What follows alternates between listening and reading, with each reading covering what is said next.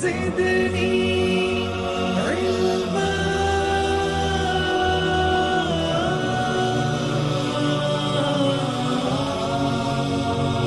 رب زدني علما.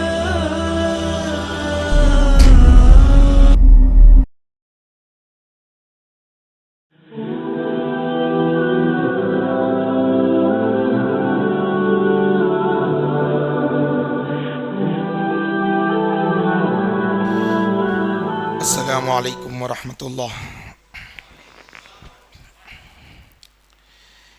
ان الحمد للہ نحمده ونستعینه ونستغفره ونعوذ باللہ من شرور انفسنا ومن سیئات اعمالنا من يهده الله فلا مضل له ومن يضلل فلا هادي له ونشهد ان لا اله الا الله وحده لا شريك له ونشهد ان محمدا عبده ورسوله.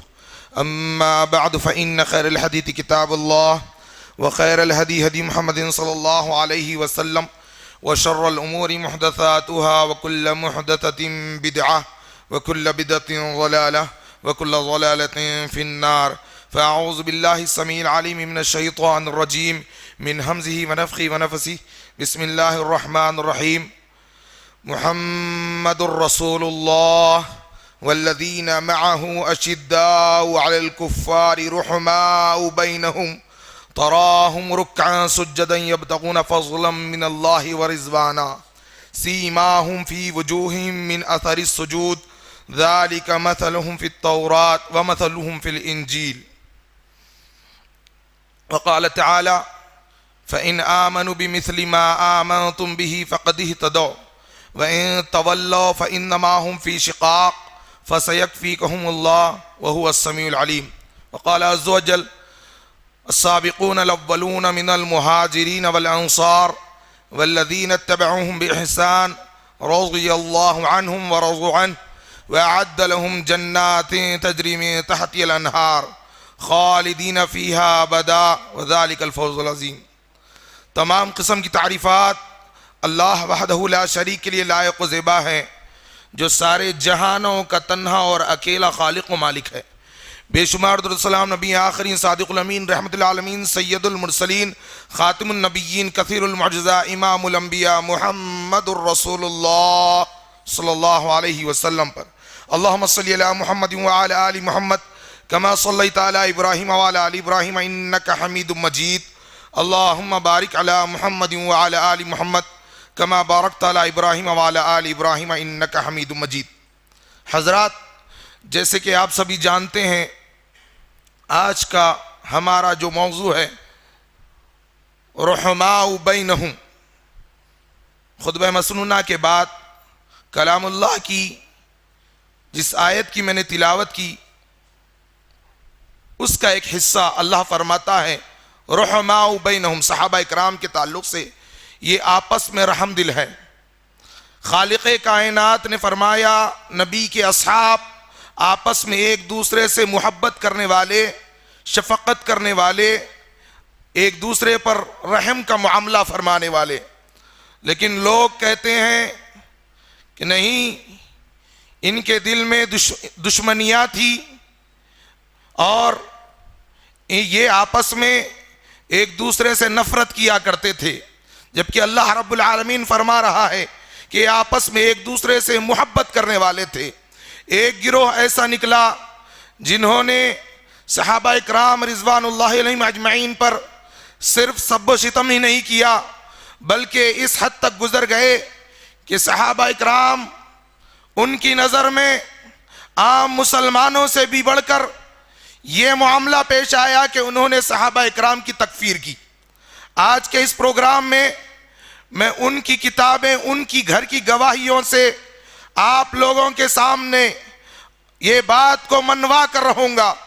اللہ کی توفیق سے، اللہ کے فضل سے کائنات میں جو گروہ صحابہ کا گزرا ان کے درمیان میں خالق کائنات کے لیے آپس میں جتنی محبتیں تھی روئے زمین پر کائنات نے ایسی محبتیں نہ دیکھی ہے نہ دیکھ سکتی ہے.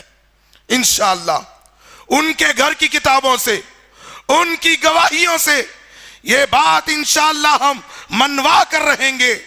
اور انشاءاللہ میں یہاں جو حضرات موجود ہیں ان سے گزارش کرتا ہوں کہ بغور آج کے اس موضوع کو سننے کے ساتھ ساتھ اگر آپ نوٹ کر سکتے ہیں تو کر لیں، تاکہ یہاں پر صرف سننے سنانے کی حد تک ہمارا علم محدود نہ ہو جائے، بلکہ آگے چل کر آپ کو صحابہ اکرام کی فضیلتوں کے تعلق سے نہ صرف علم میں اضافہ ہو، بلکہ آپ دیگر جو گمراہ لوگ معاشرے میں پائے جا رہے ہیں ان تک بھی صحابہ اکرام کے فضائل کو بیان کر سکے اور ان کے منہج کو اور ان کی محبتوں کو بیان کر سکے. لوگوں، تمام مخلوقات میں سب سے افضل مخلوق اللہ تبارک و تعالیٰ نے حضرت انسان کو بنایا ہے. بے شمار مخلوقات، لیکن سب سے افضل و اعلیٰ مخلوق اگر کوئی ہے تو وہ انسان ہے. اور انسانوں میں سب سے افضل گروہ انبیاء اکرام علیہ السلام کا گروہ، کائنات میں سب سے افضل گروہ. اور انبیاء اکرام کے بعد ان پر ایمان لانے والے، ان کی صحبت اور ان کی سنگت جنہیں نصیب ہو جائے، صحابہ اکرام.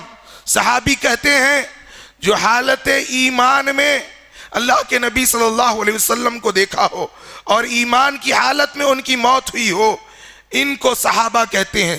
صحابی اللہ کے نبی صلی اللہ علیہ وسلم کے اصحاب ہی نہیں بلکہ آپ سے پہلے جتنے رسول آئے ان سب کے ماننے والے اور ان کو بحالت ایمان دیکھنے والے، اور جن کی ایمان کی حالت میں موت ہوئی ہو وہ اپنے اپنے دور کے انبیاء اکرام کے صحابہ کہلائے. اور یاد رکھیے، یہود 71 فرقوں میں اور نصارہ 72 میں بڑھ گئے، اور یہ امت 73 فرقوں میں. یہود کے تمام 71 فرقوں کا یہ عقیدہ ہے کہ سب سے افضل کائنات میں اگر کوئی شخصیتیں ہیں تو وہ موسیٰ علیہ السلام اور ان کے اصحاب ہیں. یہود کا کیا عقیدہ ہے؟ موسیٰ علیہ السلام کے صحابہ کے تعلق سے کائنات میں سب سے افضل گروہ اگر کوئی ہے تو وہ سیدنا موسیٰ علیہ السلام اور ان کے بعد ان کے صحابہ ہیں. نصارہ کا یہ عقیدہ ہے کہ کائنات میں سب سے افضل گروہ عیسیٰ علیہ السلام کے صحابہ کا گروہ، عیسیٰ علیہ السلام اور ان کے صحابہ اکرام کا گروہ.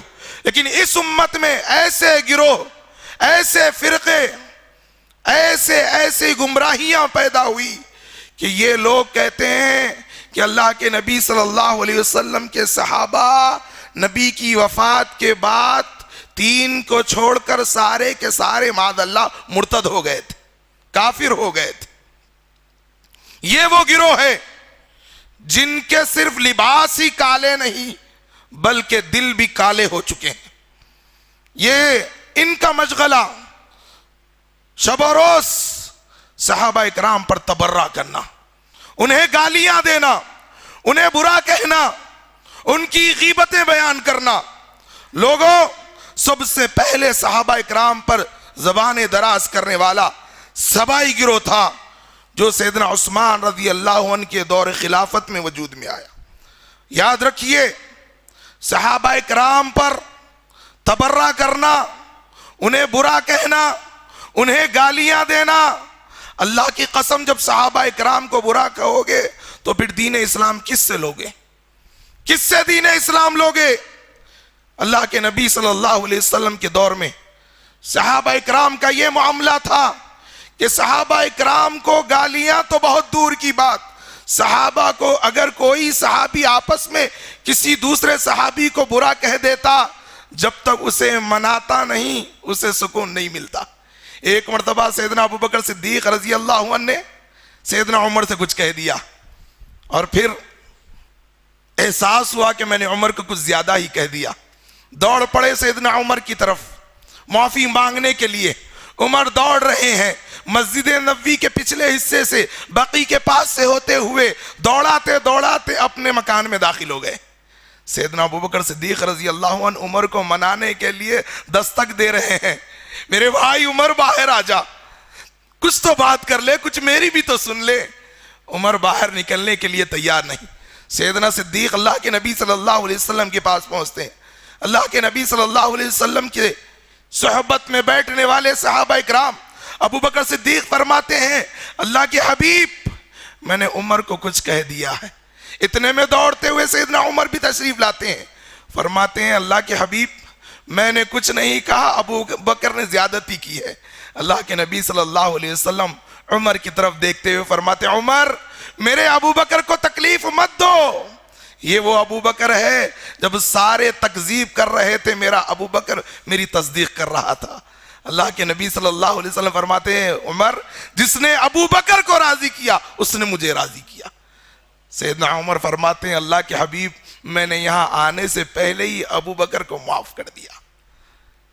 رحماء بینہم, یہ آپس میں اتنے رحم کرنے والے, آپس میں محبتوں کو بانٹنے والے, لیکن ایک ٹولہ ایسا نکلا جنہوں نے صحابہ کرام پر زبانوں کو دراز کیا. میرے بھائی بات کو آگے بڑھانے سے پہلے ایک بات آپ کو سمجھا دوں, جہنم میں ایک عذاب اللہ تبارک و تعالی ان لوگوں کو بھی دے گا جو عام مسلمانوں کی غیبتیں کرتے ہیں. نبی کریم صلی اللہ علیہ وسلم کو جہنم دکھائی گئی, کہا جبریل یہ کون لوگ ہیں جو اپنے ہاتھوں سے اپنے چہروں کو پھاڑ رہے ہیں, اپنے رخساروں کو پھاڑ رہے ہیں. کہا اللہ کے حبیب یہ آپ کی امت کے وہ لوگ ہیں جو آپس میں مسلمانوں کی غیبتیں کیا کرتے تھے.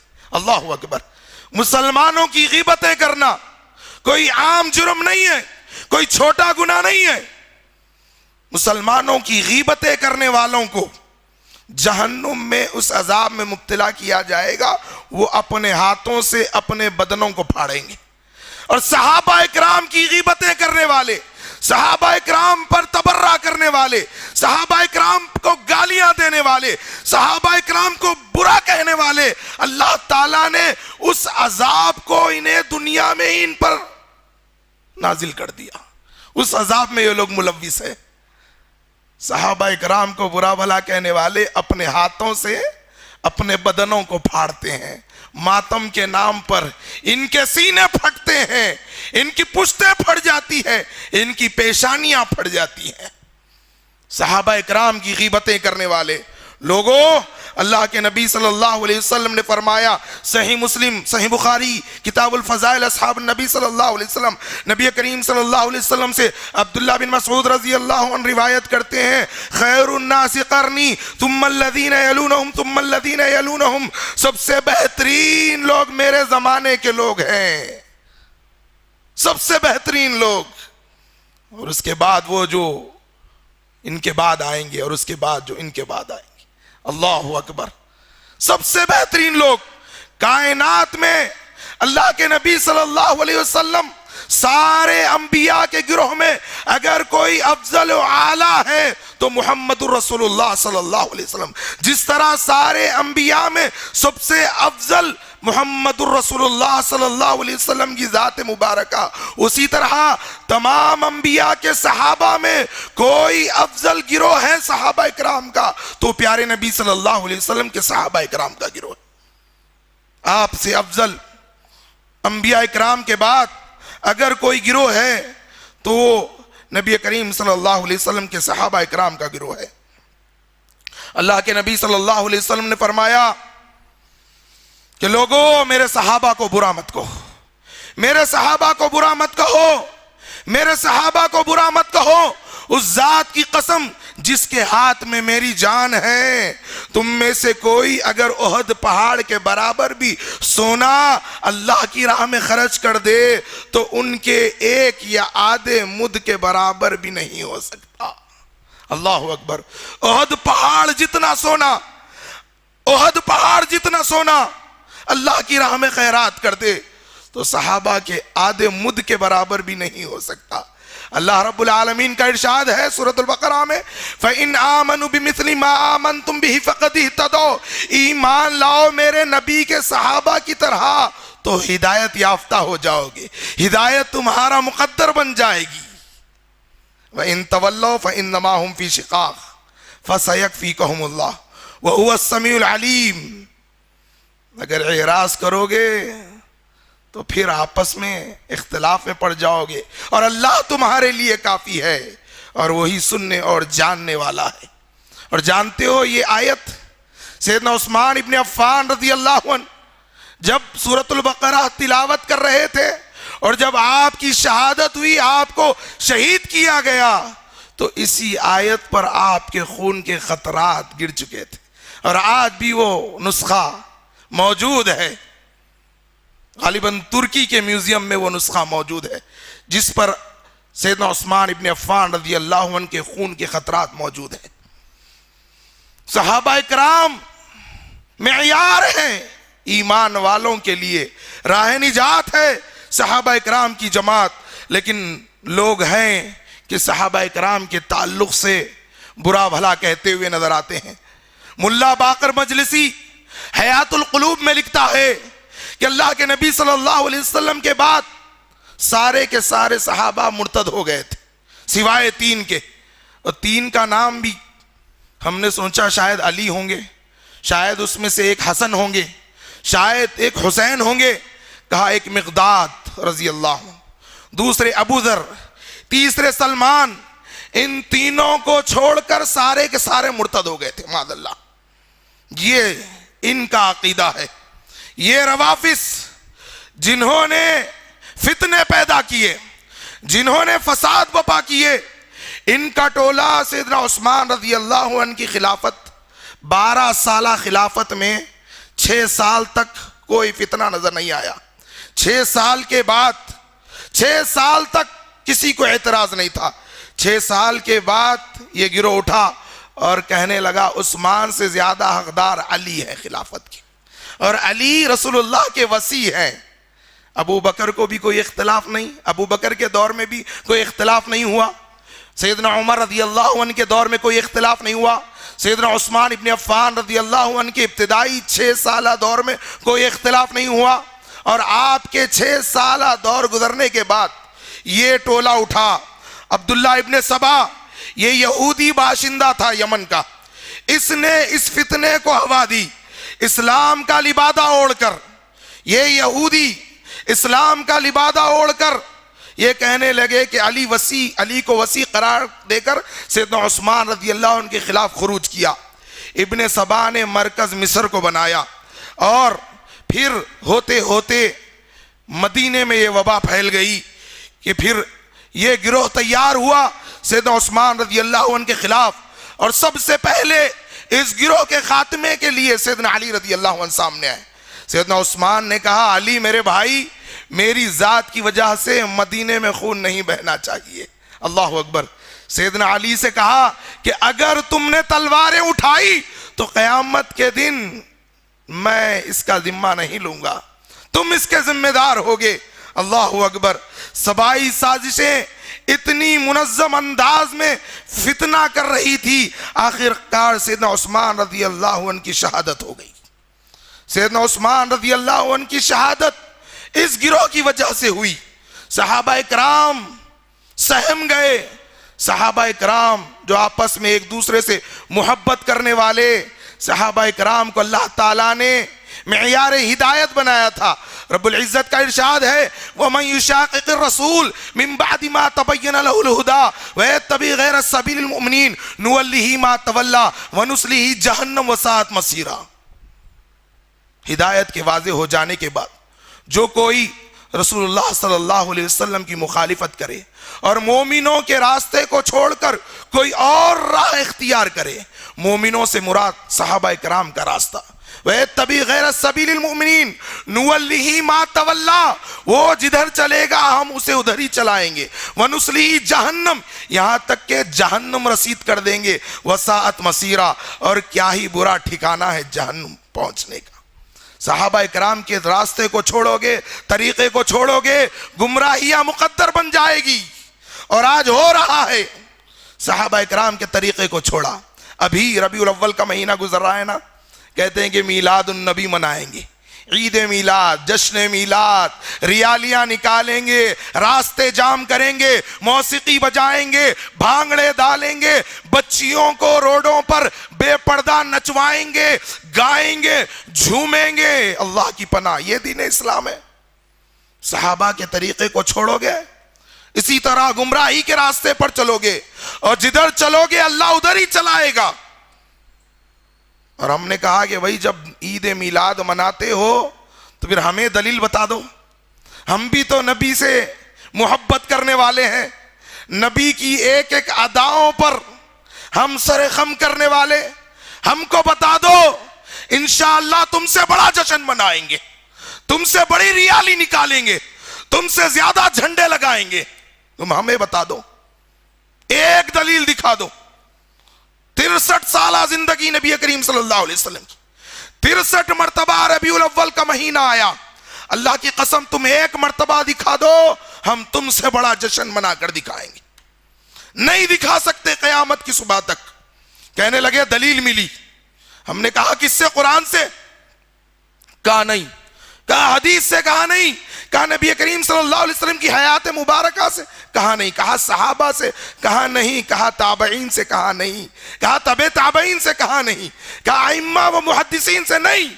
ہم نے کہا کسی مسلمان سے ملی ہوگی شاید؟ کہا نہیں۔ کہا کس سے ملی؟ کہا ابو لہب سے ملی۔ کون ابو لہب؟ کون ابو لہب؟ اللہ نے کئی کفار کا ذکر قرآن میں کیا۔ صحابہ کے راستے کو چھوڑو گے، ایک کافر کو دلیل بناتے ہو۔ کئی کفار کا ذکر قرآن میں ہوا، لیکن یہ وہ بدبخت تھا جس نے اللہ کے نبی صلی اللہ علیہ وسلم کو سب سے زیادہ تکالیف دی تھی۔ اللہ نے اس کے تعلق سے پوری سورہ لہب نازل فرمائی، اور ان کو دلیل بتاتے ہیں اور کہتے ہیں عید الاعیاد۔ یہ میرے ہاتھ میں صبح بہارا ہے، اس کو لکھنے والے ساری سنیت کے امیر، شیخ طریقت، امیر اہل سنت، بانی دعوت اسلامی، حضرت علامہ مولانا ابو بلال محمد الیاس عطار قادری رضوی۔ نام اتنا بڑا ہے، یہاں سے شروع ہوتا ہے تو وہاں جا کر ختم ہوتا ہے۔ صفحے نمبر 4 پر لکھتے ہیں یہ جو عید ہے نا، یہ عید الاعیاد ہے، عیدوں کی بھی عید ہے۔ یعنی نبی کریم صلی اللہ علیہ وسلم نے جو عید بتائی ہے وہ عید چھوٹی ہے، یہ عیدوں کی بھی عید ہے۔ ہم جو عید مناتے ہیں یہ نبی نے جو عیدیں بتائی ہے ان سے بھی بڑی عید ہے، معاذ اللہ۔ اور لکھتے کیا ہے صفحے نمبر 5 پر کہ میلاد منانے والوں کے لیے، صفحے نمبر 5 پر لکھ رہے ہیں ابو لہب کے اس عمل میں، جو صہیبہ کا جو واقعہ جو مشہور کیا گیا، تفصیلات میں جانے کا موقع نہیں ہے، میلادیوں کے لیے سب سے بڑی دلیل ہے۔ اللہ اکبر۔ نبی سے اگر ثابت ہوتی تو کہتے کہ سب سے بڑی دلیل ہے، کسی صحابی سے ثابت ہوتی تو کہتے کہ سب سے بڑی دلیل ہے۔ کس کو دلیل بنا رہے ہو؟ ایک کافر کو، وہ ابو لہب جو اللہ کا دشمن، جو رسول اللہ کا دشمن، جو اسلام کا دشمن، جو صحابہ اکرام کا دشمن، جو سارے مسلمانوں کا دشمن، اسے دلیل بناتے ہو جس کے بارے میں اللہ تبارک و تعالیٰ نے فرمایا سیصلی نارا ذات لہب، وہ جہنم رسید ہو گیا۔ اس کو دلیل بناتے ہو جس نے میرے آقا کو کہا تھا کہ تجھ پہ بربادی ہو، تب لکا یا محمدہ، تو تباہ ہو جائے، تو برباد ہو جائے۔ اس مردود کو دلیل بناتے ہو جس نے سب سے پہلے اللہ کے نبی صلی اللہ علیہ وسلم پر پتھر برسائے تھے، جس نے بیک وقت میرے آقا کی دونوں بیٹیوں کو طلاق دلوایا تھا، جس نے سب سے پہلے نبی کریم صلی اللہ علیہ وسلم پر پتھر برسائے تھے، اور بدبختو جس کی بیوی نے ام جمیل نے کہا تھا جبریل کو کہ کیا ہوا آج تیرے پاس تیرا شیطان نہیں آیا؟ جبریل کے آنے میں تاخیر ہو گئی تو اللہ کے نبی کے پاس جا کر کہتی ہے صحیح بخاری کی حدیث کے مطابق، کیا ہوا محمد آج تیرے پاس تیرا شیطان نہیں آیا؟ اس کو دلیل بناتے ہو، اس کو دلیل بناتے ہو جس نے مکہ میں سب سے پہلے اللہ کے نبی کو رلایا تھا، اس کو دلیل بناتے ہو جس بدبخت نے اللہ کے نبی صلی اللہ علیہ وسلم کو ناراض کیا تھا۔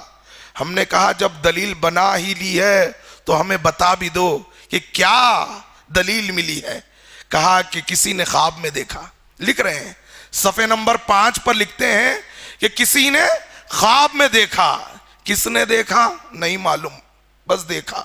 اب عباس رضی اللہ عنہ جو ابھی ایمان نہیں لائے تھے، ان کی جو روایت بیان کرتے ہیں وہ بھی منقطع ہے، وہ بھی قابل قبول نہیں ہے۔ تو اب یہاں بیان کرتے ہیں کہ کسی نے خواب میں دیکھا. ہم نے کہا جب کسی نے دیکھا ٹھیک ہے مان لیا کس نے دیکھا. کہا نہیں معلوم کس نے دیکھا بس دیکھا. چلو ٹھیک ہے جب دیکھا تو دیکھا. تو ہم نے کہا کہاں دیکھا؟ کسی نے ابو لہب کو خواب میں دیکھا, نہیں معلوم کس نے دیکھا. ہم نے کہا ٹھیک ہے بھائی ابو لہب کو دیکھا کہاں؟ خود لکھتے ہیں جہنم میں دیکھا. جو نبی کے صحابہ نے نہیں منائی رضی اللہ عنہ ورضوا عنہ, اور جس نے تیرے بقول منائی خود کہہ رہا ہے کہ جہنم میں دیکھا. ہم نے کہا کیا دیکھا؟ کہا انگلی سے پانی نکلتے ہوئے دیکھا. خواب میں دیکھا کس نے دیکھا نہیں معلوم بس دیکھا اور انگلی سے پانی نکلتے ہوئے دیکھا. اللہ کیا فرماتا ہے جہنمیوں کے تعلق سے؟ ان جہنم کانت مرصادا, سورہ نبا ہے, للطاغین مآبا لابثین فیہا احقابا لا یذوقون فیہا بردا ولا شرابا الا حمیما وغساقا.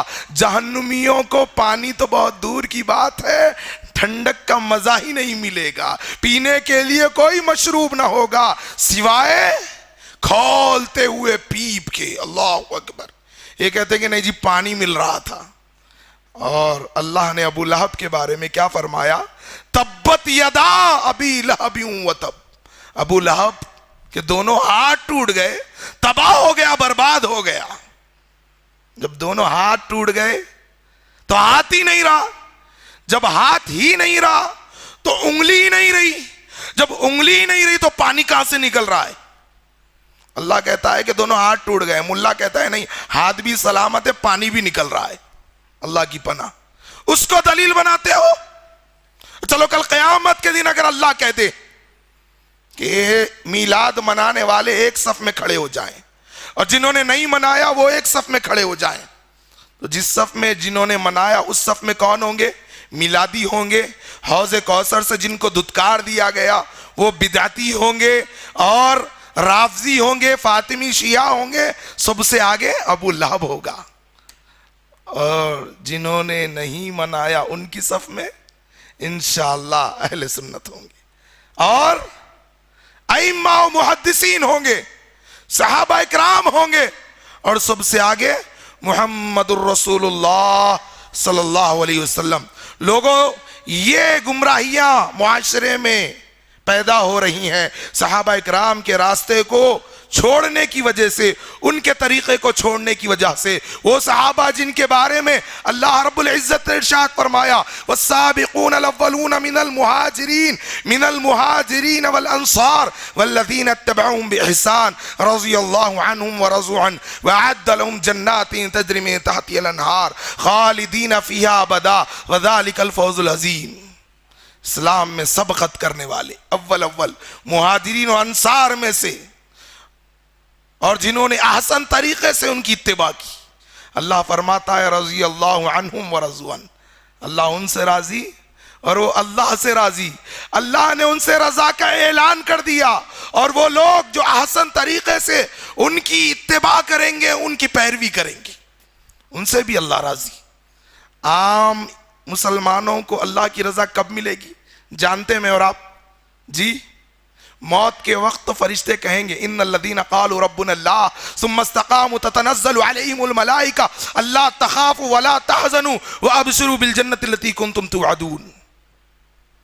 جنہوں نے کہا ہمارا رب اللہ ہے اور استقامت کے ساتھ جم گئے تو ان پر فرشتے نازل ہوتے ہیں. کیا کہتے ہیں؟ خوف نہ کرو, غمگین مت ہو جاؤ, تمہیں بشارت ہے ان جنتوں کی جن کا تم سے وعدہ کیا گیا ہے, اور خوشخبریاں دیں گے. اور پھر روح کو ابھی جسم کو دنیا میں کفن نہیں دیا جائے گا, روح کو جنت کے کفن میں لپیٹ کر آسمانوں کی طرف لے جائیں گے ایمان والوں کے لیے. اور پھر اس کے بعد قبر میں سوال جواب کا مرحلہ, پھر اس کے بعد دلہن کی طرح, پہلی رات کی دلہن کی طرح سلا دیا جائے گا آرام سے. پھر قیامت کے دن اٹھایا جائے گا, میزان قائم ہوگا, حساب و کتاب ہوگا, نام اعمال دائیں ہاتھ میں دیا جائے گا. پولیس رات پر سے گزر کے جب جنت میں داخل ہوں گے, جنتی جنت میں چلے جائیں گے, جہنمی جہنم میں چلے جائیں گے. موت کو دمبے کی شکل میں لا کر ذبح کر دیا جائے گا. اللہ فرمائے گا ایمان والوں سے, اے میرے بندو اے میرے بندو کیا تم مجھ سے راضی ہو، کیا خوش ہو؟ سارے کہیں گے اللہ کیوں نہ راضی، کیوں نہ خوش ہو جائیں، جنت کی نعمتیں اللہ تو نے عطا کی ہے۔ اللہ اکبر، اللہ اکبر۔ اللہ فرمائے گا، اللہ رب العزت فرمائے گا کہ دیکھو میں اس سے بڑی تم سے خوشی کا اعلان کرتا ہوں، سنو آج کے بعد تم جو چاہے کرو، میں تم سے کبھی ناراض نہیں ہوں گا، میں تم سے راضی ہو چکا ہوں۔ اللہ، یہ عام مسلمانوں کے لیے ہے، لیکن صحابہ اکرام کا معاملہ ابھی پل صراط پر سے گزر نہیں ہوا، ابھی جنت میں داخلہ نہیں ہوا، ابھی میزان قائم نہیں ہوا، ابھی نام اعمال وارد نہیں ہوا، ابھی خبر کے سوال و جواب بھی نہیں ہوئے، ابھی روح بدن سے جدا نہیں ہوئی، اسی دنیا میں اللہ نے ان سے رضا کا اعلان کر دیا، رضی اللہ عنہم ورضوا عنہ۔ میرے دوستو، وہ صحابہ اکرام، ان کا معاملہ اللہ رب العزت ارشاد فرماتا ہے، محمد الرسول اللہ والذین معه اشداء علی الکفار رحماء بینہم۔ محمد صلی اللہ علیہ وسلم اللہ کے رسول ہے، اور ان کے جو صحابہ ہے، جو ساتھی ہے، وہ کفار پر سخت ہے اور آپس میں رحم دل ہے۔ اللہ اکبر، رحماء بینہم۔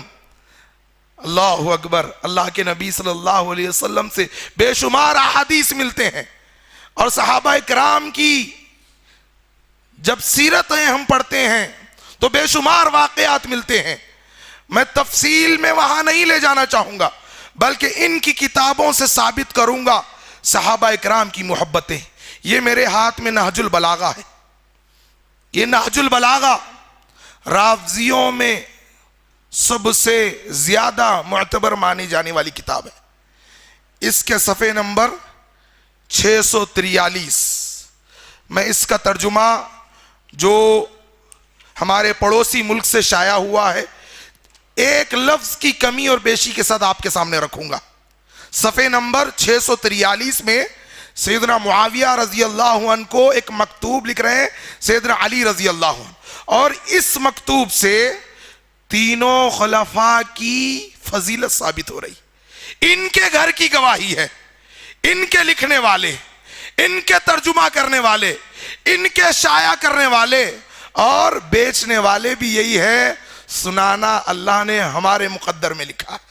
643 نہج البلاغہ کا صفحہ نمبر 643 اور مکتوب نمبر 6 ہے۔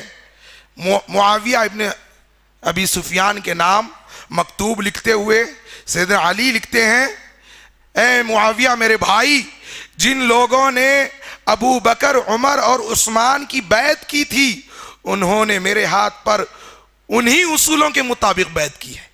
یعنی جیسے ابو بکر برحق تھے، عمر برحق تھے، عثمان برحق تھے، جن اصولوں کی بنیاد پر ان کے ہاتھ پر بیعت ہوئی، انہی اصولوں کی بنیاد پر میرے ہاتھ پر بیعت ہو رہی ہے۔ جب وہ غلط نہیں تو میں غلط نہیں، اور جب میں غلط نہیں تو وہ بھی غلط نہیں۔ اللہ اکبر۔ اور پھر کیا لکھتے ہیں، جن اصولوں پر ان کی بیعت ہوئی، انہی اصولوں پر میری بیعت ہو رہی ہے۔ صفحہ نمبر 644 ہے، اس کی بنا پر جو حاضر ہے اسے پھر نظر ثانی کا حق نہیں، اور جو بر وقت موجود نہ ہو اسے رد کرنے کا اختیار نہیں۔ اللہ اکبر۔ رافضیوں سنو، سیدنا علی نے اس وقت فرمایا تھا کہ جو بیعت ہو چکی وہ مسلم بنیادوں پر ہوئی، جو موجود نہیں تھے پھر انہیں رد کرنے کا کوئی اختیار نہیں۔ کہتے ہیں کہ ابو بکر نے غضب کر لی، عمر نے غضب کر لی، اور جس کی غضب کی تھی اس نے تو نہیں کی کہ میری غضب کر لی۔ سیدنا علی کہتے ہیں کہ کسی کو اختیار نہیں کہ ان کے خلاف کوئی اٹھ کر کھڑا ہو جائے، اور کہتے ہیں کہ سنو معاویہ میرے بھائی، ان کو جن لوگوں نے چنا تھا شورا کا حق تو صرف مہاجرین و انصار کو ہے۔ اللہ اکبر۔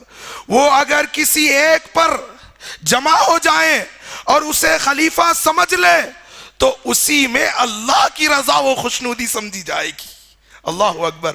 ابو بکر کو کس نے چنا تھا؟ جی مہاجروں انصار نے۔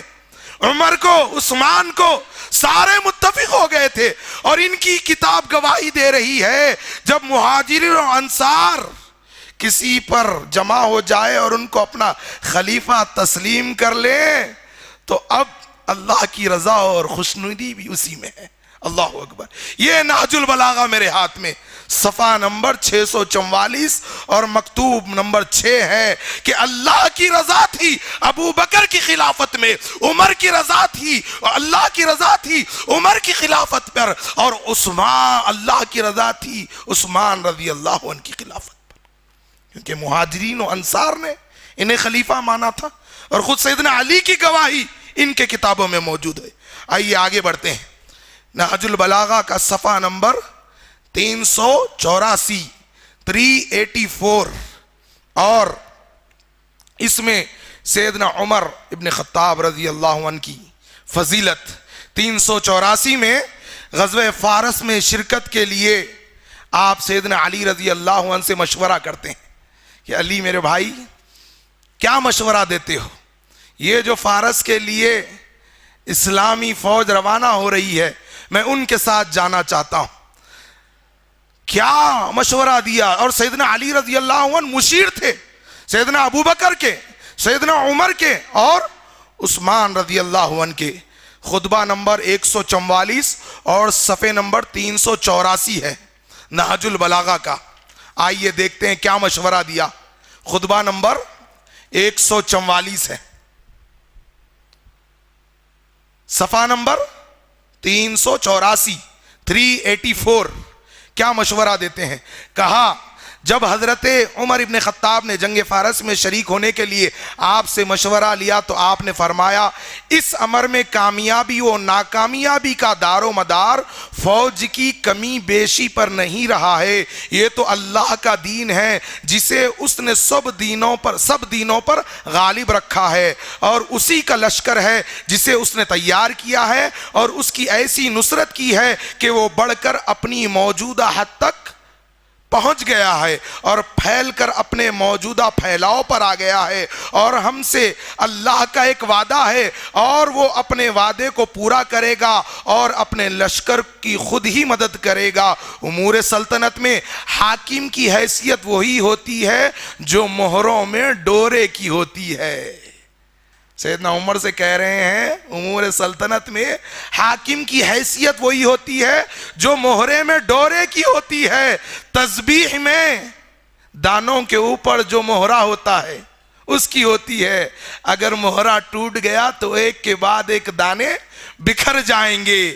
کہنے لگے سیدنا علی جو مہروں میں ڈورے کی جو انہوں نے سمیٹ کر رکھا تھا، اور جب ڈورا ٹوٹ جائے تو سب مہرے بکھر جائیں گے اور ایسا بکھریں گے کہ پھر کبھی سمٹ نہ سکیں گے۔ اللہ اکبر۔ عمر اگر تمہیں کچھ ہو گیا مسلمان ایسے بکھر جائیں گے کہ کبھی جمع نہیں ہو سکیں گے۔ اللہ اکبر۔ یہ سیدنا علی رضی اللہ عنہ کا فرمان۔ آج عرب والے اگرچہ گنتی میں کم ہیں مگر اسلام کی وجہ سے وہ بہت ہیں، اور اتحاد باہمی کے سبب سے فتح و غلبہ پانے والے ہیں۔ تم اپنے مقام پر کھونٹی کی طرح جمے رہو۔ اللہ اکبر۔ کھونٹی کی طرح جمے رہو۔ اور کہا عرب کا نظم و نسق برقرار رکھو اور انہی کو جنگ کی آگ کا مقابلہ کرنے دو، اس لیے کہ اگر تم نے اس سرزمین کو چھوڑا تو عرب و اطراف و جوانب سے تم پر لوگ ٹوٹ پڑیں گے، یہاں تک کہ تمہیں اپنے سامنے کے حالات سے زیادہ ان مقامات کی فکر ہو جائے گی جنہیں تم اپنے پس پشت غیر محفوظ چھوڑ کر گئے ہو۔ کل اگر عجم والے تمہیں دیکھیں گے تو آپس میں یہ کہیں گے کہ سردار عرب کو ہم نے پا لیا ہے، اور اگر تم ان کو ختم کر دو تو مسلمان آسودہ ہو جائیں گے۔ عمر اگر تمہیں کچھ ہو گیا، دشمنوں نے اگر تمہیں کچھ کر دیا تو مسلمان تباہ ہو جائیں گے، مسلمان برباد ہو جائیں گے۔ اس لیے عمر میں تمہیں کہتا ہوں کہ یہاں سے مت جاؤ میرے بھائی، تم یہاں جمے رہو۔ تمہاری حیثیت وہی ہے جس طرح تسبیح میں مہرے کی ہوتی ہے، تمہیں کچھ ہو جائے گا تو مسلمان ایسے بکھر جائیں گے کہ پھر کبھی سمٹ نہ سکیں گے۔ آئیے ایک اور ریفرنس نہج البلاغہ صفحے نمبر 368 ہے اور خطبہ نمبر 132 ہے۔ جب سیدنا عمر رضی اللہ عنہ غزوہ روم میں شرکت کے لیے سیدنا علی سے مشورہ کرتے ہیں تو کیا فرماتے ہیں؟ اللہ نے دین والوں کی حدوں کو تقویت پہنچانے اور ان کی غیر محفوظ جگہوں کو دشمن کی نظر سے بچائے رکھنے کا ذمہ لیا ہے۔ عمر جان لو، وہی خدا اب بھی زندہ و غیر فانی ہے کہ جس نے اس وقت ان کی تائید و نصرت کی تھی کہ جب وہ اتنے تھوڑے تھے کہ دشمن سے انتقام نہیں لے سکتے تھے، یعنی بدر کے موقع پر، احد کے موقع پر، اور ان کی حفاظت کی جب وہ اتنے کم تھے کہ اپنے کو محفوظ نہیں رکھ سکتے تھے۔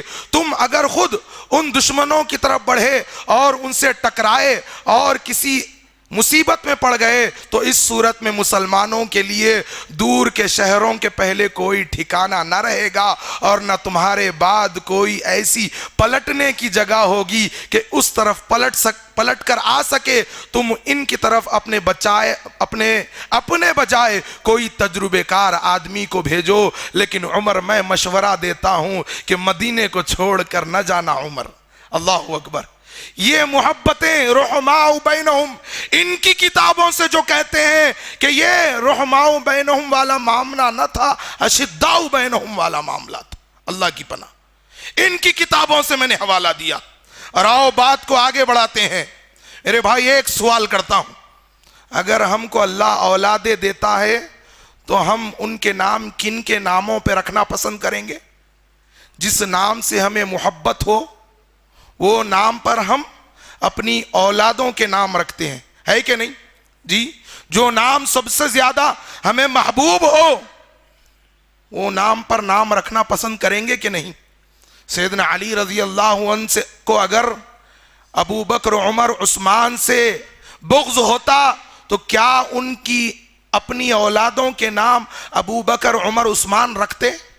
جی، سیدنا علی رضی اللہ عنہ کے 27 بیٹے اور بیٹیاں، میں نہیں، ان کی کتاب الارشاد کہتی ہے، ان کے شائع کرنے والے، لکھنے والا بھی ان کا، چھاپنے والے بھی وہی، ترجمہ کرنے والے بھی وہی، بہت معتبر مانی جانے والی الارشاد۔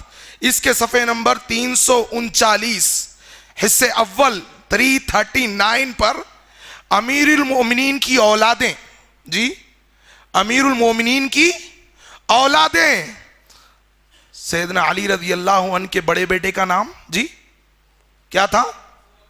حسن، حسن نام تھا۔ دوسرے بیٹے کا نام حسین۔ کس نے نام رکھے تھے؟ حسن و حسین اللہ کے نبی صلی اللہ علیہ وسلم نے رکھے تھے۔ اللہ کے نبی صلی اللہ علیہ وسلم نے دونوں بیٹوں کے نام رکھے، علی نے نہیں رکھے۔ جب اللہ کے نبی صلی اللہ علیہ وسلم اس دنیا سے چلے گئے، اللہ نے ایک اور بیٹا دیا۔ کیا نام رکھا علی رضی اللہ عنہ نے؟ محمد، جو سب سے زیادہ محبوب نام تھا، محمد نام رکھا، جن کی کنیت حنفیہ تھی ان کی والدہ کی نسبت سے، اور یہ وہ خاتون جو ابو بکر نے علی کو دی تھی۔ اللہ اکبر، محمد نام رکھا۔ کہا بیٹا مبارک ہو، کیا نام رکھو گے؟ کہا نام محمد رکھتا ہوں۔ ایک اور بیٹا ہوا، کہا علی مبارک ہو، اللہ نے ایک اور بیٹا ہوا ہے، اللہ نے ایک اور بیٹا دیا ہے، اس کا کیا نام رکھو گے؟ صفحہ نمبر 339 ہے۔ کہا اس کا نام اگر محمد کے بعد کوئی نام رکھا جا سکتا ہے تو ابو بکر نام رکھا جا سکتا ہے۔ دوسرا، تیسرے، چوتھے بیٹے کا نام کیا رکھا؟ ابو بکر۔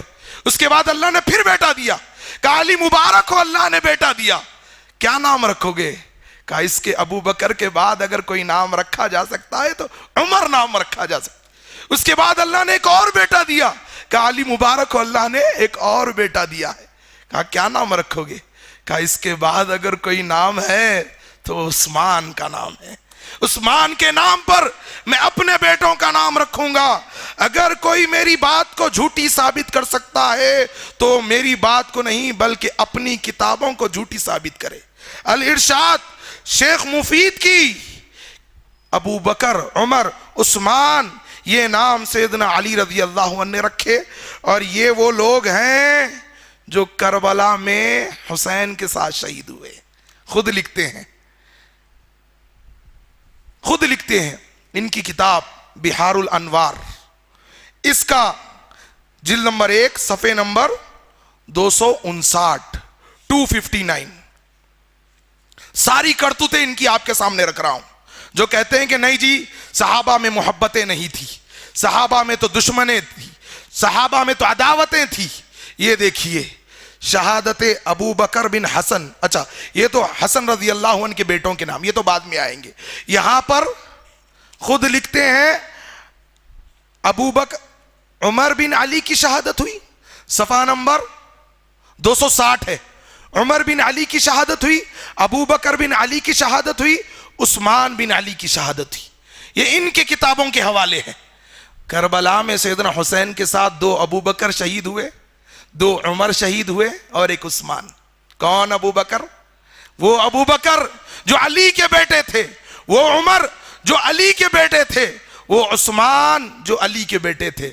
اور صرف سیدنا علی نے اپنے بیٹوں کے نام ابو بکر عمر عثمان نہیں رکھے, بلکہ سیدنا حسن نے بھی اپنے بیٹوں کے نام ابو بکر کے نام پر رکھے, عمر کے نام پر رکھے, اور سیدنا حسین نے بھی نام رکھا ابو بکر بن حسین. اور ان کی شہادت کربلا کے موقع پر ہوئی. سیدنا حسین کی شہادت کے ساتھ شہادت ہوئی. ان کی کتابیں گواہی دے رہی ہیں. کیوں بیان نہیں کرتے ابو بکر بن علی کے بارے میں, ابو بکر بن حسن کے بارے میں کیوں بیان نہیں کرتے؟ کیونکہ اگر کہو گے تو ان کی خلئی کھل جائے گی, ان کا پردہ فاش ہو جائے گا. تو میں یہ بتانا چاہتا ہوں کہ سیدنا علی رضی اللہ عنہ کو اتنی محبت تھی, اور محبتوں کا یہ عالم تھا کہ اپنے بیٹوں کے نام ابو بکر عمر اور عثمان کے ناموں پر رکھی. اور آئیے بات کو آگے بڑھاتا ہوں. اللہ کے نبی صلی اللہ علیہ وسلم سیدہ فاطمہ کے لیے رشتہ تلاش کر رہے ہیں. ملا باقر مجلسی کی کتاب جلال العیون, اس میں لکھتا ہے کہ سب سے پہلے اللہ کے نبی صلی اللہ علیہ وسلم کی بیٹی کے رشتے کے لیے ابو بکر و عمر نے علی کو مشورہ دیا. کہا علی, اللہ کے نبی پریشان ہے, اپنی بیٹی کے رشتے کے تعلق سے فکر مند ہے, ہم چاہتے ہیں کہ آپ جا کر اللہ کے نبی سے ان کی بیٹی کا ہاتھ مانگ لو. میرے بھائی, میرا اور آپ کا رشتہ اگر کوئی لگا دیں, اور رشتہ ہو بھی سب سے اعلیٰ, سب سے افضل اور زیادہ محبتوں والا, تو زندگی بھر دعائیں دیں گے کہ نہیں دیں گے؟ جی, کس نے رشتہ لگایا؟ ابو بکر نے بھیجا, عمر نے بھیجا. گئے اللہ کے نبی صلی اللہ علیہ وسلم کے پاس, ہاتھ مانگا. کہا علی, تمہارے پاس مہر دینے کے لیے کچھ ہے, کچھ بندوبست ہے؟ کہ اللہ کے نبی, ایک میرے پاس زرہ ہے. کہا علی جاؤ اسے بیچ کر مال لے کر آؤ, جو کچھ بھی اس کے عوض مل جائے. علی گئے بازار میں, عثمان ملے. کہا عثمان میرے بھائی یہ زرہ خرید لو. سیدنا عثمان نے اس زرہ کو خرید لیا, اور خریدنے کے بعد کہا علی یہ زرہ میری ہو گئی اور یہ درہم و دینار آپ کے ہو گئے, اب یہ زرہ میں تمہیں تحفے میں دینا چاہتا ہوں. اللہ اکبر. اور پھر سارا مال لا کر علی رضی اللہ عنہ, جو عثمان رضی اللہ عنہ نے دیا تھا, اللہ کے نبی کو دے دیا. جلال العیون میں یہ بات لکھی ہوئی ہے کہ اللہ کے نبی نے وہ سارا مال ابو بکر کو دیا. کہا جاؤ فاطمہ اور علی کے لیے خریداری کرو. شادی کی خریداری کس کے مال سے ہو رہی ہے؟ سیدنا عثمان رضی اللہ عنہ کے مال سے. اور خریداری کون کر رہے ہیں؟ سیدنا ابو بکر صدیق. سلمان فارسی کو ساتھ لیا, ابو ذر کو ساتھ لیا. کہا جب تک میں کسی چیز کو پسند نہ کر لوں تم اسے خریدنا نہیں, میری پسند سے ہوگی. اللہ اکبر. علی کی شادی کی خریداری میری پسند سے ہوگی. جبہ خریدا, خمیس خریدی, سیدہ فاطمہ کے لیے اوڑھنی خریدی گئی, گدے خریدے گئے, اور جو بھی ضروریات کے سامان ہیں. ان کی کتابوں میں لکھا ہے ابو بکر نے خریداری کی تھی. اور پھر رخصتی کا وقت آیا سیدہ فاطمہ کی. اللہ کے نبی صلی اللہ علیہ وسلم نے کسے حکم دیا؟ عائشہ و حفصہ کو بلایا, ام المومنین سیدہ عائشہ صدیقہ طاہرہ مطہرہ. کہا میری بیٹی کی رخصتی کا وقت آ گیا ہے, عائشہ ذرا اسے تیار تو کرنا. سیدہ حفصہ کو ساتھ لے کر سیدہ فاطمہ کو دلہن بنا رہی ہے. کون؟ سیدہ عائشہ ام سلمہ رضی اللہ عنہ. اور پھر بطحا کے میدان سے مٹی لا کر لیپ کیا جاتا ہے جہاں پر سیدنا علی اور سیدہ فاطمہ شادی کے بعد جہاں رہنے والے تھے اس کمرے کو سجایا جاتا ہے، اس کمرے کو لیپ کیا جاتا ہے، اس میں گھاس بچھائی جاتی ہے۔ بھائی محبت کا معاملہ تھا، اللہ فرماتا ہے رحماء بینہم، اور تم کہتے ہو کہ آپس میں عداوتیں تھیں، یہ معاملہ۔ اور ابو بکر نے اللہ کے نبی صلی اللہ علیہ وسلم کے سامنے سیدنا علی کو سامنے رکھ کر کہا کہ جو کچھ بھی ضروریات کا سامان ہے علی تم مجھ سے طلب کرنا، میرے بھائی میں تم کو عطا کروں گا، میں تم کو دوں گا۔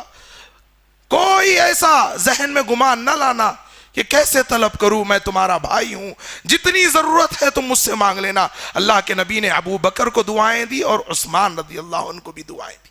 یہ معاملہ صحابہ کرام کا بہت سارے واقعات آپ کے سامنے رکھ سکتا ہوں، لیکن وقت مختصر ہے، اور یقین جانیے آج جس بے ترتیبی کے ساتھ آپ کے سامنے بات کر رہا ہوں اس سے پہلے شاید میں نے کبھی بات کی ہوگی، کیونکہ اکثر مدارس میں انجمن جب ہوتی ہے تو اساتذہ کی موجودگی میں بات کرنا بہت مشکل ہو جاتا ہے اور دل میں ایک خوف محسوس ہوتا ہے۔ تو آپ کے درمیان میں فضیلت الشیخ عمران احمد سلفی حفظہ اللہ موجود ہے۔ اللہ اس بات کا گواہ ہے، میری دل کی کیفیت کو اللہ جانتا ہے۔ شیخ سے میں نے کہا کہ شیخ اگر آپ یہاں موجود رہیں گے تو میں بات نہیں کر پاؤں گا، اور اسی طرح سے بالکل ٹھیک میں بالکل بھی آپ تمام کے سامنے گفتگو نہیں کر پا رہا ہوں شیخ کی موجودگی میں۔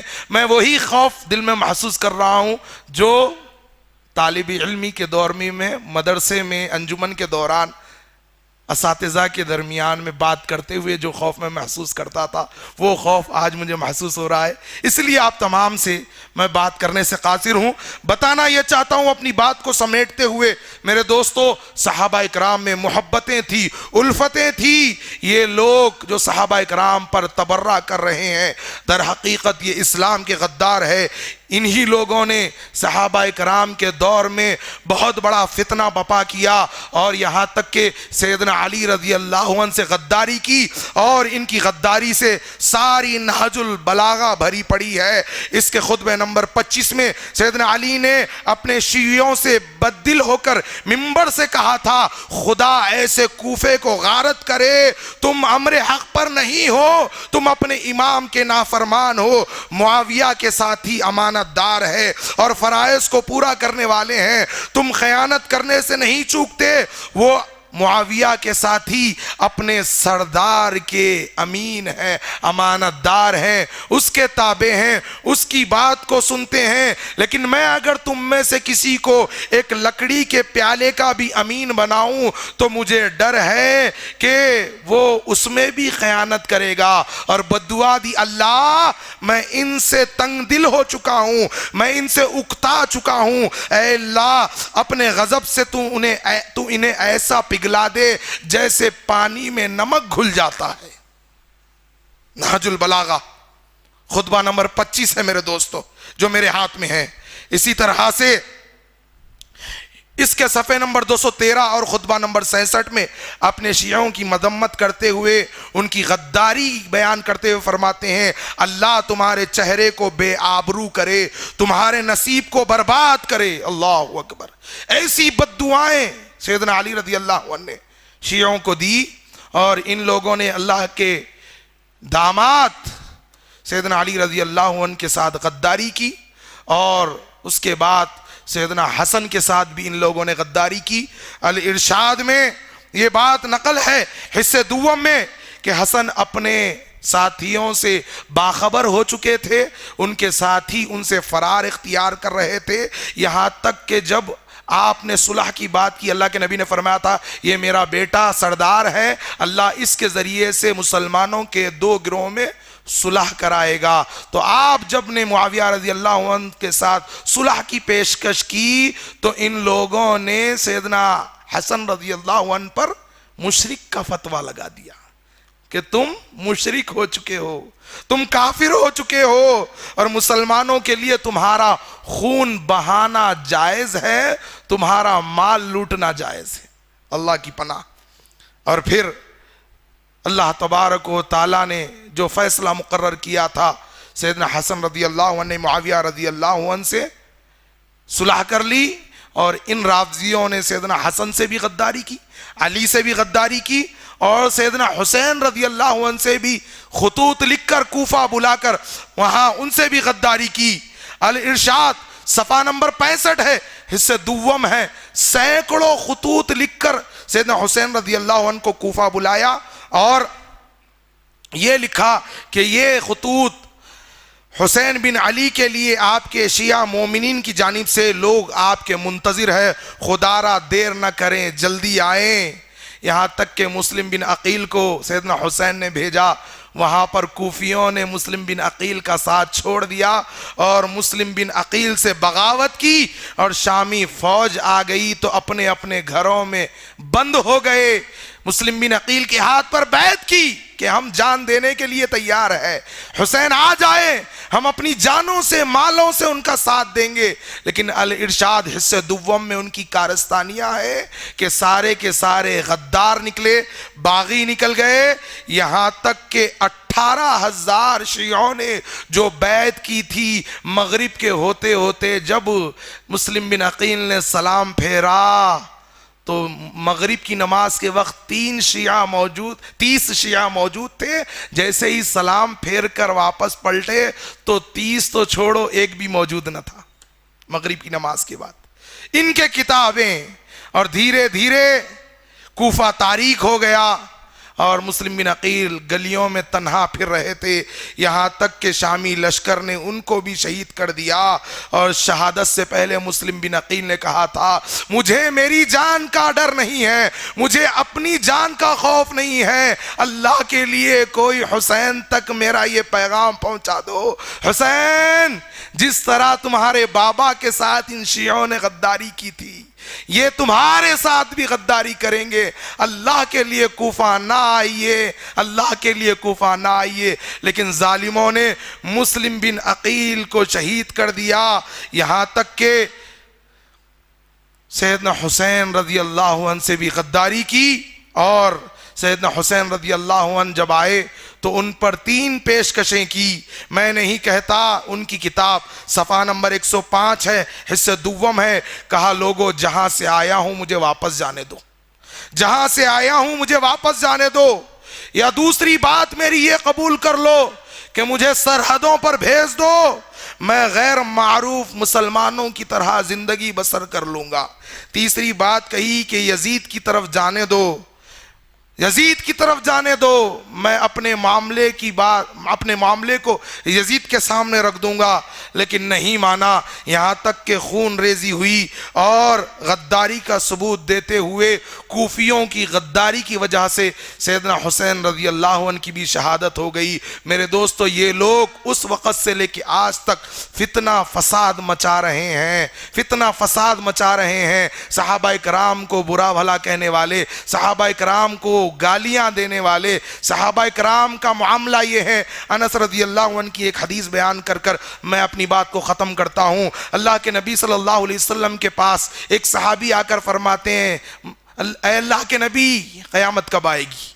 نبی کریم صلی اللہ علیہ وسلم فرماتے ہیں، یہ تو بتا قیامت کے بارے میں پوچھنے والے کہ تو نے اس کے لیے کیا تیاری کی ہے؟ کہا اللہ کے نبی، میں نے اس کے لیے کچھ زیادہ تیاری تو نہیں کی ہے، لیکن میں اللہ اور اس کے رسول سے محبت کرتا ہوں۔ اللہ اکبر۔ اللہ کے نبی صلی اللہ علیہ وسلم نے فرمایا، اے صحابی سن لے، انک مع من احببت، تو کل انہی کے ساتھ ہوگا جن سے تو محبت کرتا ہے۔ سیدنا انس ابن مالک رضی اللہ عنہ فرماتے ہیں کہ اسلام لانے کے بعد اس حدیث کو سن کر جتنی خوشی ہوئی اس کو میں بیان نہیں کر سکتا، کیونکہ ہم اللہ سے محبت کرتے ہیں اور اس کے رسول سے، اور ابو بکر، عمر، عثمان و علی سے محبت کرتے ہیں۔ حالانکہ ہمارے اعمال ان جیسے تو نہیں ہیں، لیکن اس محبت کی بنیاد پر ہم اللہ سے امید کرتے ہیں کہ کل قیامت کے دن ان کے ساتھ ہمیں اللہ اٹھائے گا۔ اللہ اکبر۔ میرے دوستو، صحابہ کرام سے محبتیں کرو، صحابہ کرام کی سیرت کو پڑھو، سیکھو، جانو، اور اپنی نسلوں کو صحابہ کرام کی سیرت بتاؤ۔ سمجھاؤ سکھلاؤ. یہ آپس میں جس طرح سے محبتیں کرتے تھے اللہ کے لیے اہل توحید آپس میں متحد ہو جاؤ. آج آپس میں ایک دوسرے کی غیبتیں کر رہے ہیں, ایک دوسرے کی برائیاں کر رہے ہیں کہ نہیں بھائی وہ الگ فرقہ نکل گیا, وہ ایک گروہ بن گیا. ان کے عقائد تو دیکھو, وہ بھی تو اللہ کی توحید میں کسی کو شریک نہیں کرتے, وہ بھی تو اللہ کے نبی صلی اللہ علیہ وسلم کو اپنا امام مانتے ہیں, وہ بھی تو صحابہ کے منہج پر ہیں. اللہ کے لیے ایک دوسرے سے اللہ کے لیے محبت کرنے والے بن جاؤ. اور آپس میں جب اللہ کے لیے محبت کرو گے, ابو داؤد کی حدیث ہے, اللہ کے نبی صلی اللہ علیہ وسلم فرماتے ہیں اللہ قیامت کے دن کچھ لوگوں کو نور کے ممبروں پر فائز کرے گا. انبیاء رشک کریں گے, شہداء رشک کریں گے, کہیں گے اللہ یہ کون لوگ ہیں جو نہ نبی ہیں نہ شہید ہیں, ان کو نور کے ممبروں پر فائز کیا گیا. ارشاد ہوگا کہ وہ لوگ ہیں نہ آپس میں ان کی کوئی خونی رشتہ داریاں تھی, نہ تجارتی معاملات تھے, بلکہ خالص اللہ کے لیے آپس میں ایک دوسرے سے محبت کیا کرتے تھے. اس محبت کی بنیاد پر اللہ تبارک و تعالیٰ قیامت کے دن نور کے ممبروں پر فائز کرے گا. لہذا اللہ کے لیے آپس میں ایک دوسرے سے محبت کرنے والے بن جاؤ. اللہ تعالیٰ سے دعا ہے کہ اللہ تبارک و تعالیٰ کتاب و سنت کی تعلیمات کو سیکھنے سکھانے کے ساتھ صحابہ کے فہم کے مطابق عمل کرنے کی توفیق عطا فرمانا. اللہ جب تک زندہ رکھنا, دین اسلام کا خادم بنا کر زندہ رکھنا, اور جب موت عطا فرمانا اسی دین کی خدمت میں موت عطا فرمانا. سبحان ربک رب العزت عما یصفون والسلام علی المرسلین والحمد للہ رب العالمین.